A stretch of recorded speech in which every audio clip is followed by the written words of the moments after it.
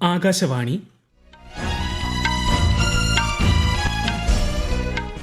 നമസ്കാരം. വാർത്തകൾ വായിക്കുന്നത് അരവിന്ദ്.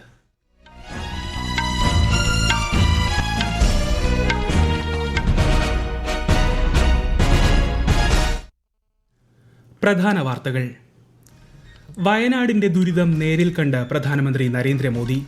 ഉരുൾപൊട്ടലുണ്ടായ മുണ്ടക്കൈ ചൂരൽമല പ്രദേശങ്ങൾ സന്ദർശിച്ചു. പ്രശ്നപരിഹാരത്തിന് ഒപ്പമുണ്ടെന്നും ഒറ്റക്കെട്ടായി പ്രവർത്തിക്കുമെന്നും പ്രധാനമന്ത്രി. പുനരധിവാസത്തിന് സാമ്പത്തിക പിന്തുണയും കാലാവസ്ഥാ വ്യതിയാനം നേരിടാൻ സഹായവും കേന്ദ്രത്തോട് ആവശ്യപ്പെട്ട് മുഖ്യമന്ത്രി പിണറായി വിജയൻ. മാൽദീവ്സുമായുള്ള ബന്ധത്തിന് കരുത്തേകാൻ ഇന്ത്യ പ്രതിജ്ഞാബദ്ധമെന്ന് വിദേശകാര്യമന്ത്രി എസ് ജയശങ്കർ.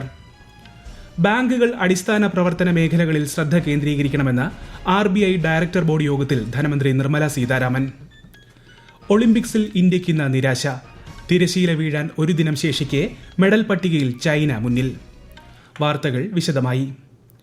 വയനാട്ടിലെ ഉരുൾപൊട്ടൽ നടന്ന മുണ്ടക്കൈ ചൂരൽമല പ്രദേശങ്ങൾ പ്രധാനമന്ത്രി നരേന്ദ്രമോദി സന്ദർശിച്ചു. രാവിലെ കണ്ണൂർ വിമാനത്താവളത്തിൽ എത്തിയ പ്രധാനമന്ത്രി ഹെലികോപ്റ്റർ മാർഗമാണ് വയനാട്ടിലെത്തിയത്. ദുരന്തഭൂമിയിൽ വ്യോമ നിരീക്ഷണം നടത്തിയ പ്രധാനമന്ത്രി കൽപ്പറ്റയിൽ നിന്ന് റോഡ് മാർഗം ചൂരൽമലയിലെത്തി. ചൂരൽമലയിൽ അദ്ദേഹം ഏറെ നേരം ചെലവഴിച്ചു.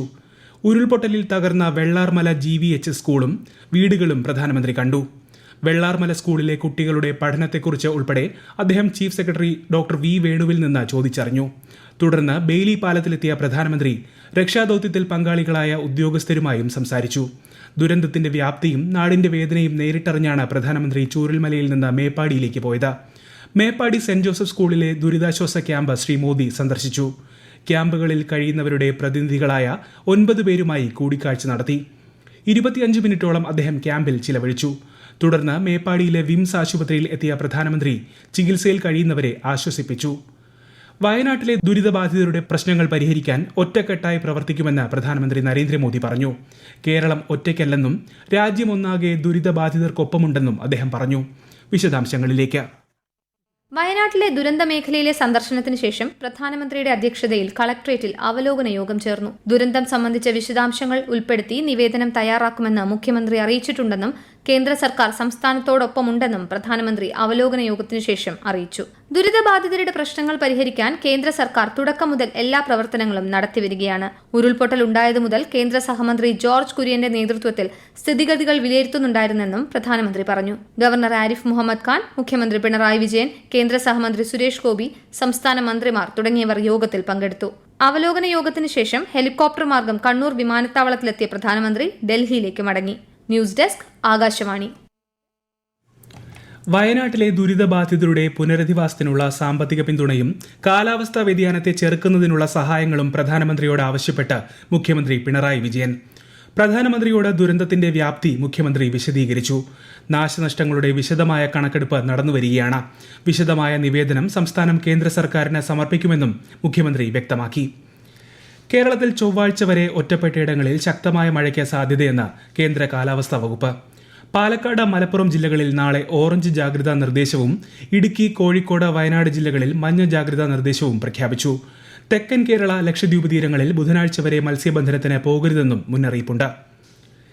ഇന്ത്യയിലെയും മാൽദീവ്സിലെയും ജനങ്ങളുടെ അഭിവൃദ്ധിക്കായി ഇരു രാജ്യങ്ങളും തമ്മിലുള്ള ബന്ധം ദൃഢമാക്കാൻ ഇന്ത്യ പ്രതിജ്ഞാബദ്ധമാണെന്ന് വിദേശകാര്യമന്ത്രി എസ് ജയശങ്കർ. മാൽദീവ്സ് പ്രസിഡന്റ് മുഹമ്മദ് മൈസുമായി നടത്തിയ കൂടിക്കാഴ്ചയ്ക്ക് ശേഷം സമൂഹമാധ്യമത്തിലാണ് അദ്ദേഹം ഇക്കാര്യം കുറിച്ചത്. കേന്ദ്ര ധനമന്ത്രി നിർമ്മല സീതാരാമന്റെ അധ്യക്ഷതയിൽ റിസർവ് ബാങ്ക് ഡയറക്ടർ ബോർഡ് യോഗം ന്യൂഡൽഹിയിൽ ചേർന്നു. ബാങ്കുകൾ അടിസ്ഥാന പ്രവർത്തന മേഖലകളിൽ ശ്രദ്ധ കേന്ദ്രീകരിക്കേണ്ടതിന്റെ പ്രാധാന്യത്തിന് ധനമന്ത്രി ഊന്നൽ നൽകി. നിക്ഷേപങ്ങൾ സമാഹരിക്കുന്നതും വായ്പകൾ നൽകുന്നതും ഉൾപ്പെടെയുള്ള പ്രവർത്തനങ്ങൾക്ക് മുൻഗണന നൽകാൻ ധനമന്ത്രി ബാങ്കുകളോട് ആവശ്യപ്പെട്ടു. ബാങ്കിംഗ് നിയന്ത്രണങ്ങളിൽ സർക്കാർ വരുത്താൻ ഉദ്ദേശിക്കുന്ന ഭേദഗതികളുടെ നേട്ടങ്ങൾ ധനമന്ത്രി വിശദീകരിച്ചു. എഥനോൾ നിർമ്മാണത്തിൽ ബഹുതല സ്പർശിയും ഭാവി മുന്നിൽ കണ്ടുള്ളതുമായ സമീപനമാണ് വേണ്ടതെന്ന് കേന്ദ്ര ആഭ്യന്തരമന്ത്രി അമിത്ഷാ. ന്യൂഡൽഹിയിൽ പഞ്ചസാര ഫാക്ടറികളുടെ ദേശീയ സഹകരണ ഫെഡറേഷൻ സംഘടിപ്പിച്ച ചടങ്ങിനെ അഭിസംബോധന ചെയ്യുകയായിരുന്നു അദ്ദേഹം. ഇന്ധനങ്ങളിലെ എഥനോൾ മിശ്രണ തോത് 26% ഉയർത്തും. വരും വർഷങ്ങളിൽ രാജ്യത്തെ എഥനോൾ ആവശ്യകത 1000 കോടി ലിറ്ററായി ഉയരുമെന്നും അദ്ദേഹം വ്യക്തമാക്കി. 2 ദിവസത്തെ ഔദ്യോഗിക സന്ദർശനത്തിനായി വിദേശകാര്യ സെക്രട്ടറി വിക്രം മിശ്രി നാളെ നേപ്പാളിലെത്തും. നേപ്പാൾ വിദേശകാര്യമന്ത്രിയുടെ ക്ഷണപ്രകാരമാണ് സന്ദർശനം. ഇന്ത്യയുടെ അയൽപ്പക്കം ആദ്യം എന്ന നയത്തിൽ ഏറ്റവും പ്രാധാന്യം നൽകുന്ന രാജ്യങ്ങളിലൊന്നാണ് നേപ്പാൾ. ഇരു രാജ്യങ്ങളും തമ്മിലുള്ള ഉഭയകക്ഷി ബന്ധം മെച്ചപ്പെടുത്താൻ സന്ദർശനം സഹായകമാകുമെന്നാണ് വിലയിരുത്തൽ. ഈ വാർത്തകൾ ആകാശവാണിയിൽ നിന്ന്.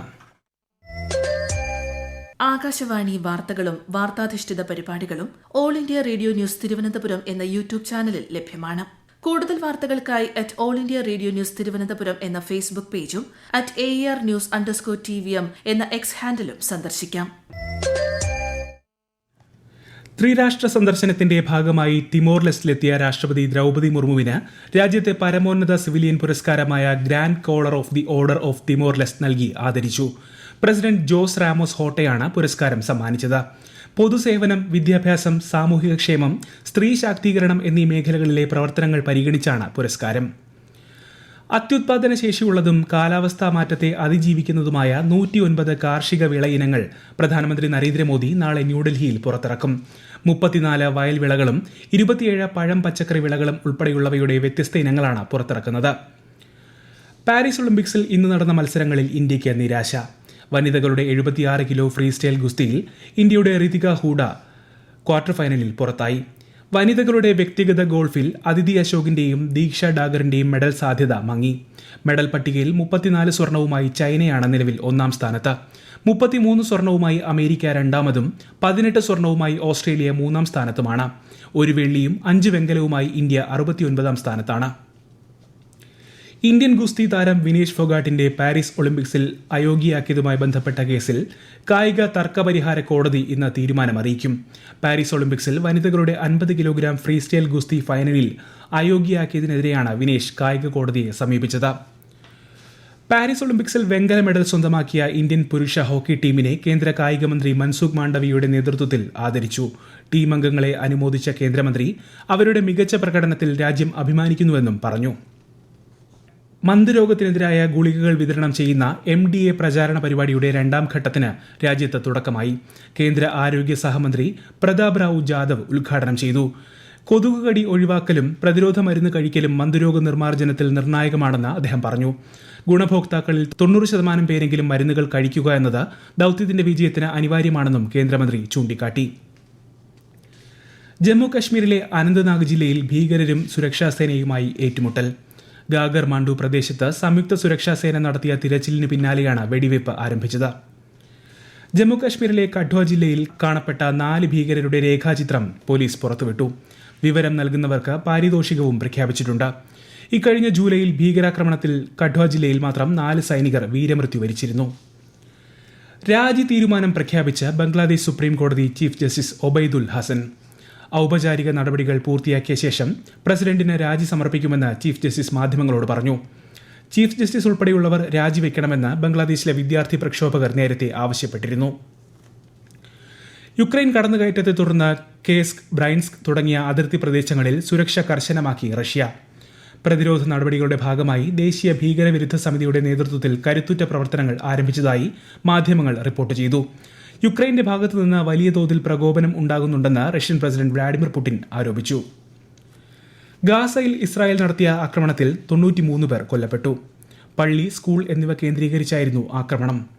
ആക്രമണത്തിന്റെ ഉത്തരവാദിത്തം ഏറ്റെടുത്ത ഇസ്രായേൽ കെട്ടിടത്തിൽ പ്രവർത്തിക്കുകയായിരുന്ന ഹമാസ് കേന്ദ്രമാണ് ലക്ഷ്യമിട്ടതെന്ന് വ്യക്തമാക്കി.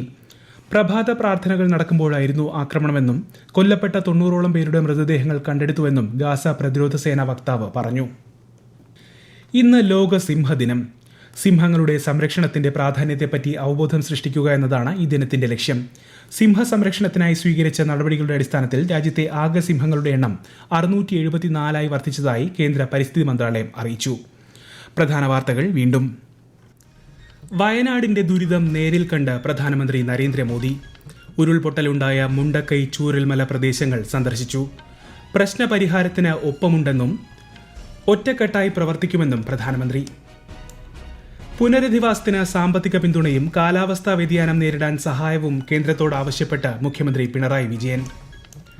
മാൽദീവ്സുമായുള്ള ബന്ധത്തിന് കരുത്തേകാൻ ഇന്ത്യ പ്രതിജ്ഞാബദ്ധമെന്ന് വിദേശകാര്യമന്ത്രി എസ് ജയശങ്കർ. ബാങ്കുകൾ അടിസ്ഥാന പ്രവർത്തന മേഖലകളിൽ ശ്രദ്ധ കേന്ദ്രീകരിക്കണമെന്ന് RBI ഡയറക്ടർ ബോർഡ് യോഗത്തിൽ ധനമന്ത്രി നിർമ്മല സീതാരാമൻ. ഒളിമ്പിക്സിൽ ഇന്ത്യയ്ക്കിന്ന് നിരാശ. തിരശീല വീഴാൻ ഒരു ദിനം ശേഷിക്കെ മെഡൽ പട്ടികയിൽ ചൈന മുന്നിൽ. വാർത്തകൾ കഴിഞ്ഞു. അടുത്ത വാർത്താ പ്രക്ഷേപണം 8:35.